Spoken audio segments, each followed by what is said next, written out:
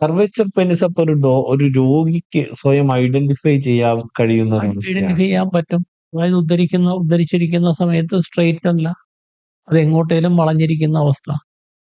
വളവുണ്ട്, deviation ഉണ്ട്. Deviation എന്ന് പറഞ്ഞാൽ ഒരു വശത്തേക്ക് ചരിഞ്ഞ് നിൽക്കുന്ന അവസ്ഥ. ചരിവിനൊന്നും ഒരു പക്ഷേ ട്രീറ്റ്മെന്റ് വേണ്ടി വരില്ല. വളവ് നമുക്കിങ്ങനെ ദൃശ്യമാണ്, ഒരു വളവ് ദൃശ്യമാണ്. എങ്ങനെയാണ് വളഞ്ഞിരിക്കുന്നത്, ഒരു കമ്പ് വളഞ്ഞിരിക്കുന്നത് പോലെ, അല്ലെ ഒരു ചോറിലെടുത്ത് വളച്ചാൽ എങ്ങനെ ഇരിക്കും എന്ന് പറഞ്ഞുള്ള വളവുണ്ട്. ആ വളവിന്റെ ഡിഗ്രിക്കാണ് ഏറ്റക്കുറച്ചിൽ വരുന്നത്. ആ വളവ് എങ്ങോട്ട്, ഏത് സൈഡിലേക്കും ആകാം. ഒപ്പം ചില വളവുകൾ പിരിഞ്ഞും കൂടി ഇരിക്കും. ഇത്തരം കണ്ടീഷനിലൊക്കെ കറക്ഷൻ വേണം.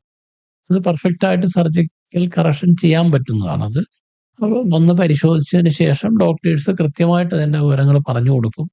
ഇത് കറക്റ്റ് ചെയ്യാൻ പറ്റുന്നതാണോ അല്ലയോ, കറക്റ്റ് ചെയ്താൽ വരാവുന്ന ദോഷങ്ങൾ എന്തെങ്കിലും ഉണ്ടെങ്കിൽ അത് കോംപ്ലിക്കേഷൻ എന്താണ് വരാൻ സാധ്യതയുള്ള, ഉദാഹരണം നഷ്ടപ്പെടുന്നതാണെങ്കിൽ ഇംപ്ലാന്റ് വയ്ക്കേണ്ടതുണ്ടോ, ഇത്തരം കാര്യങ്ങളൊക്കെ മുൻകൂട്ടി പറഞ്ഞു കൊടുത്തതിന് ശേഷം മാത്രമേ ചെയ്യുള്ളൂ. ഇത് ഈ മിക്ക കർവേച്ചറുകളിൽ ഇറക്ഷൻ പോകേണ്ട, കൺജനിറ്റൽ കർവേച്ചേഴ്സിലൊന്നും ഇറക്ഷൻ പോകേണ്ട കാര്യമില്ല. ഫെറോണിസ് ഡിസീസ് പോലുള്ള കേസുകളിലാണ് ഉദാഹരണത്തിന് ഇംപ്ലാന്റ് ഒക്കെ വെക്കേണ്ടി വരും. ഈ കർവേച്ചർ പെനിസിന്റെ സർജറി ഒരു സങ്കീർണമായ സർജറിയാണോ? അല്ല, സങ്കീർണമായ സർജറി അല്ല. പക്ഷെ അത് അത്രയും എക്സ്പെർട്ട് ആയിട്ടുള്ള ഒരു ഡോക്ടർ ചെയ്യണമെന്ന് മാത്രമേ ഉള്ളൂ. ചെയ്ത് പരിചയമുള്ള ആൾക്കാർ ചെയ്തില്ലെങ്കിൽ, കാരണം ഈ കർവേച്ചറിന്റെ കാര്യങ്ങളൊക്കെ വളരെ കൃത്യമായിട്ട് അളന്ന് കുറിച്ച് ചെയ്യേണ്ട കാര്യങ്ങളാണ്. ഒരു മില്ലിമീറ്റർ പോലും അത് കൂടുകയോ കുറയുകയോ ചെയ്യാൻ പാടില്ല.